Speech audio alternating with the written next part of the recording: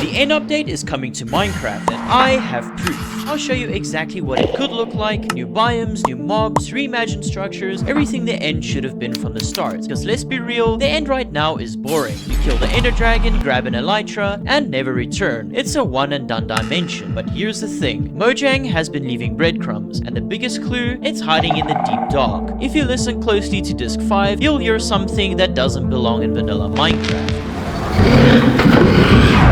That's a creature not from this game. It's called the Ender Scent, and it's from Minecraft Dungeon. So let's start from the beginning, the moment your journey to the end actually starts. Imagine strongholds that feel like ancient dungeons, not so cramped hallways that you just sprint through, mysterious labyrinths that actually make you want to explore, new chambers hiding secrets, redesigned architecture that actually feels deliberate and purposeful. And when you finally reach the portal room, it's not just a frame with lava, it's a monument. Now picture stepping through the portal for the first time.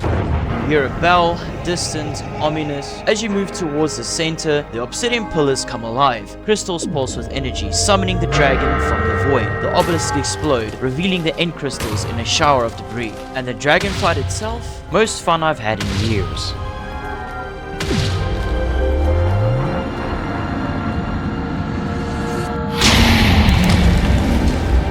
Epic music swells as the battle rages, and when you bring it to the brink, it doesn't just die, it becomes desperate, immune to damage, until it purges, forcing you into one final cinematic phase.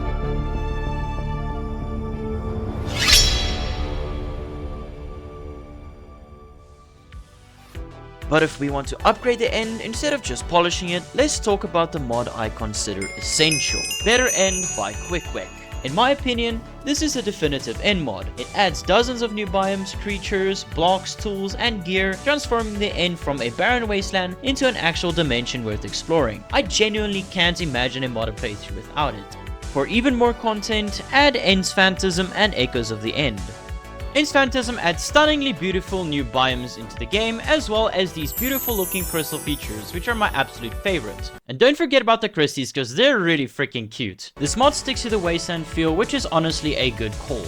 Echoes of the End brings 9 new structures to the dimension, crying obsidian towers, end temples, end shulker towers, and more. Together with End's Phantasm, these mods ensure the end feels alive, not just structurally, but atmospherically too. If you're looking for a vanilla-friendly update that adds new biomes without adding any new blocks, you should give Nullscape a consideration. Nullscape adds a few new biomes like the Crystal Peaks and the Shadowlands that look absolutely stunning, with custom ambience all made with vanilla features that are already in the game. Pairing Nullscape with Better End, however, is the best combination I've found to date. Anyways, I'm developing my own mod pack for Minecraft, so join the Discord in the description to get early access. So, what can we actually expect from the end update? Do we set the bar sky high, or keep our expectations in check? Well, here's the thing, I think it's going to mirror the Nether update in scale and approach. Mojang won't just slap on a few biomes and call it a day. They're going to fundamentally reimagine what the end is, and we actually already have clues pointing us in the right direction. To showcase what's likely coming, I'll be using a mod called Enderling Invaders that brings a few of the Minecraft Dungeons mobs into the base game, but I'm only covering the ones that have canonical evidence supporting their arrival. Let's break them down. First, the Ender Scent. We know from disc 5 this creature exists in the Minecraft universe. The sound is right there, so it's not a question of if it's coming, it's when. In Minecraft Dungeons, Ender Scent are the protectors of the Eyes of Ender, the eyes we use to activate the end portals. In Dungeons lore, these eyes were ripped from the portals by these massive guardians. Some Ender Scent were assigned to protect them, others roam the end freely. Here's where it gets interesting though. In Dungeons, the Ender Scent guarding the eyes are depicted as bosses, which means we might have to fight an Ender Scent before we can even enter the end. Imagine finding a stronghold, walking up to the portal frame, and suddenly this towering beast materializes to stop you from activating it. As for their abilities, Ender Scent have hammer-like arms they use to smash the ground, dealing massive AoE damage. They can also teleport like Endermen, making them unpredictable and brutal in close combat. You'll need skill, good gear, and strategy to beat them. The next mob is Watchlings. These things are creepy. Their entire body is covered in eyes, all watching you simultaneously. And unlike passive mobs, Watchlings are permanently hostile. Once they spot you, they will hunt you down relentlessly. They can teleport just like Endermen, but they have significantly more health. Upon death, Watchlings drop rotten flesh and Watchling eyes, a new resource you can use to craft the Watcher's Shroud, a chestplate offering 6 armor points. But here's the real potential. Imagine if the Shroud had a special ability. Maybe it prevents end creatures from attacking you unless you provoke them, or it extends the distance before mobs aggro, letting you sneak past dangerous encounters. That would make it one of the most valuable early end items in the game. Now let's talk about snarlings, and trust me, these are going to change PvP forever. Snarlings aren't immediately aggressive. In fact, when you approach one, it runs away. It's trying to create distance. Why? Because once it has space, it turns around and fires a resin-like projectile that completely locks you in place. No movement, no escape, you're a sitting duck. When you kill a snarling, it drops string and snarling residue. This residue can be brewed with thick potions to create potions of ensnarling, which apply a devastating minus 1000% movement speed debuff. You're not slowed, you're frozen. And yes, you can craft ensnarling arrows with the same effect. Now picture a PvP scenario. You're chasing someone across a battlefield, they fire one arrow, you're stuck, completely vulnerable. That's the kind of chaos snarlings could bring to combat. Honestly, I'd be shocked if this doesn't get nerfed in some way, but imagine the possibilities if Mojang adds this. And finally, we have blastlings. These mobs fire corrosive acid from cannon-like arms, and it doesn't just hurt you, it destroys blocks. Yes, they can physically break blocks when chasing you.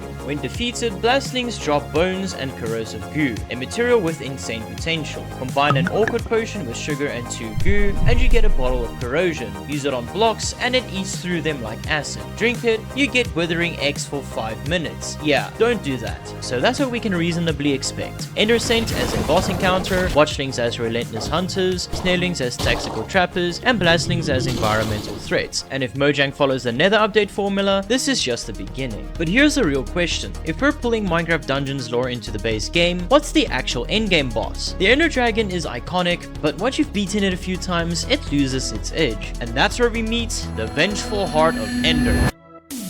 In Minecraft Dungeons, this is the true final boss of the End DLC, and it's not just another dragon fight, it's something entirely different. The Heart of Ender is a living manifestation of darkness and hatred, and is by far one of the coolest bosses I've ever seen.